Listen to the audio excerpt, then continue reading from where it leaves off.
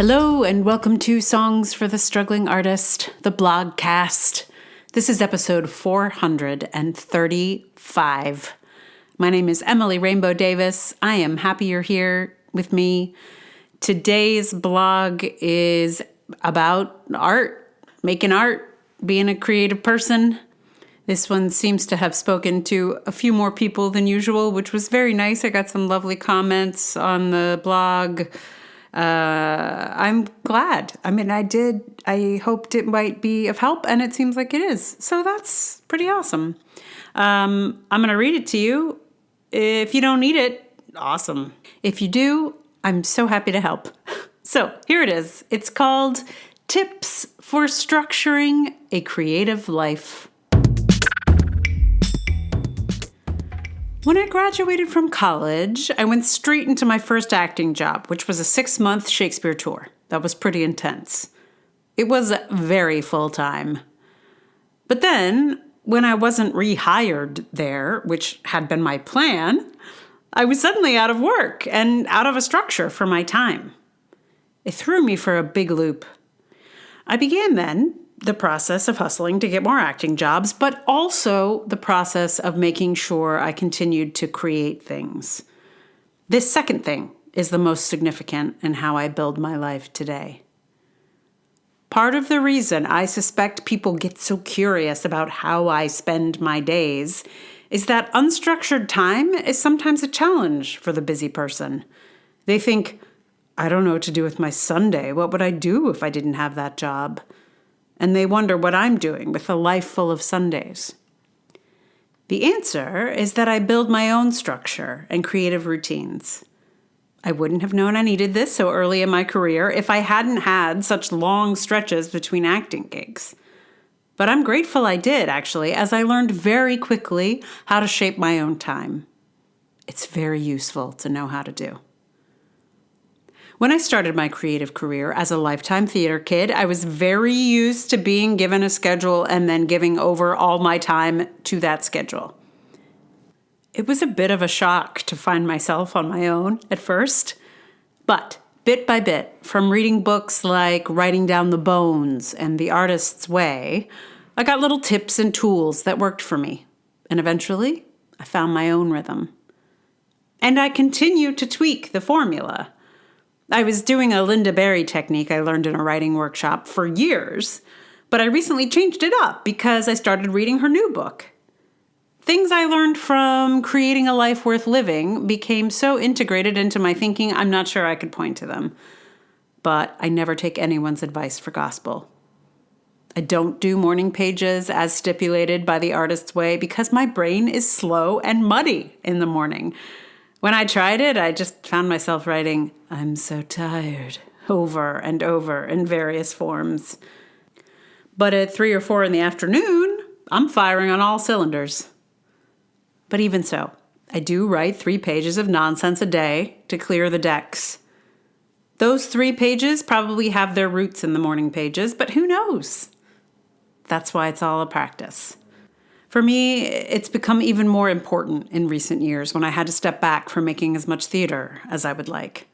Theater tends to dominate a schedule, so in the absence of it, time can feel very expansive. If you ever want to feel like you have a lot of time, do a show. And then when it's over, you'll feel like you have all the time in the world. It's a little like that story about the man whose house was too noisy, and the rabbi has him bring all the animals inside.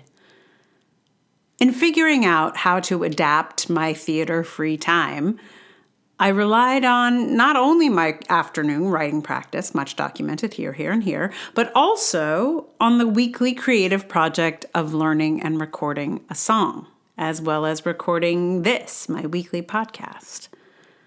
Much the way that having a writing practice anchors my day, having a podcast to record every week anchors my week.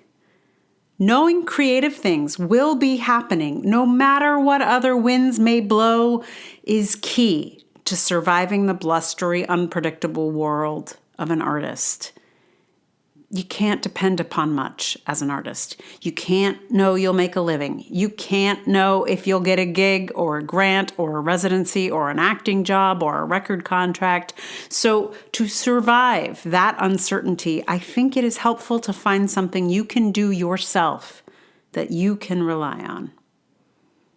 I'm not sure it matters so much what the practice is as long as there is a practice. It's not so much what I do, just that I do something. Some things I've done, or still do. 10 minutes of timed writing. Writing in response to a line of Shakespeare, currently on Act 4 of Cymbeline. Listing images. Timed drawing. 10 minutes of singing. 10 minutes of dancing. Recording the podcast gives me a weekly project to work toward. Songs to research, to learn, to practice, and then to record. I never have to wait for inspiration to strike me, though it's nice when it does, because I'm always clearing a space for it to show up when it's in the mood. These kinds of structures don't work for everybody, I know. I'm not one of those everyone who writes must write every day sort of people. I know there are writers who write in great inspired bursts after long stretches of nothing. That way works too. I'm not actually as concerned with what the artistic output may be as I am about how to live to be able to have one. Inventing structures is part of a creative life, I think. It looks different for everyone. The practices can be different. The schedules, the rhythms, the exercises, the timing. They are as diverse as people are. But the people I know who have been able to keep their art going for decades are the ones who find their own tailor-made ways of working and are always tweaking them. Many of us who have been at this a long time have a very clear sense of when we do our best work. I had dinner with a singer-songwriter friend who told me she was recording the next day at 2:30 in the afternoon because it was when she was at her most creative. I said, "Me too!" But I realized later I was a little bit off because I'm good for some things at 2:30. I really hit my writing stride at 3:30 or 4, and I record in the early evening.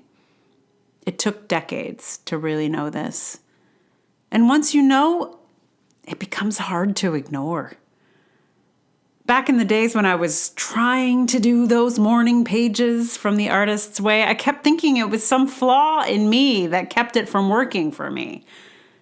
Now, I know it was really just timing. This stuff matters when you're courting the muses, as it were. My muses feel bullied in the morning. At 4 o'clock, they're ready to come out and have coffee with me. And listen, I wrote this a few months ago for someone who was struggling with this stuff. Why post it now? Well, it's pretty rough out there. The only thing that's keeping me from throwing up or crying all the time is my creative structure. Practice is particularly helpful in the tough times, which these obviously are. Almost all of my artist friends are leaning into their artistic work hard at the moment, which is not to say they're not fighting the fight too, but the art is what's keeping us afloat. So I got a couple of in the weeds questions about the specifics of my particular creative practice, and I'm very happy to answer those. It's not a secret. Nothing I do is oh, that's a closely guarded artist practice secret. I will tell anyone any aspect of my creative practice. And, it always change. So it depends on, what era I'm in. But I was reminded in responding to one of those questions that there was a period, and I don't remember now when exactly it was, but I was writing a haiku every day. So I had this long list of city cafe haikus, because they're all basically what was going on in the various cafes that I was in. And I'm pretty sure they must have been mostly, I might have done some in London as well, now that I think about it, but most of them are New York, I think. Anyway, I have a long list of, city haikus. I stopped doing that. I don't remember when. But it's a fun exercise, and it's over quickly. So even if you're like, I don't want to write a haiku, you're done before you know it. Yeah. So what song do I have for you? Well, the perfect song would have been Every Day I Write the Book, but I've already done it in a long while ago. So that happens fairly often where I'm like, I know the perfect song. Oh, right, I already did it. But that's okay. I'm doing instead Every Day by Buddy Holly, which was at first like not that interesting to me, but somehow became interesting, it's simple enough of a song, I think, that you can kind of mess around with it a little bit, which was I enjoyed. So I'm going to play that for you in just a moment. Meanwhile, thank you so much for listening. If you like this blog experience, please tell someone about it. Like, review, subscribe.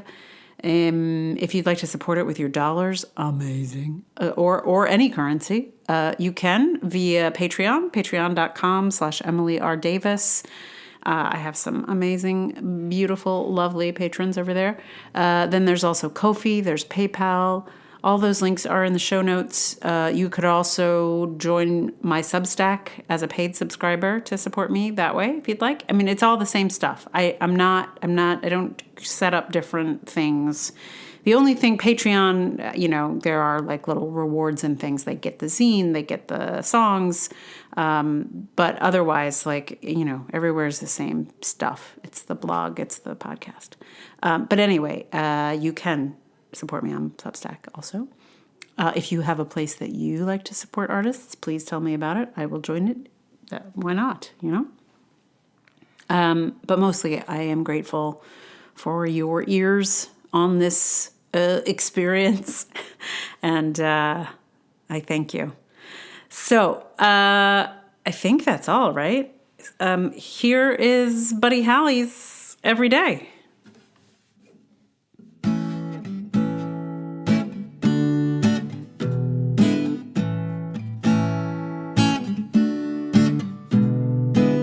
Every day it's a getting closer, going faster than a roller coaster.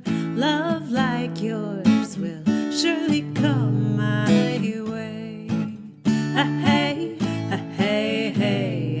Every day it's getting faster. Everyone's just go ahead and ask her. Love like yours will surely come my way. Hey, hey, hey. Every day seems a little longer. Every way love's a little stronger.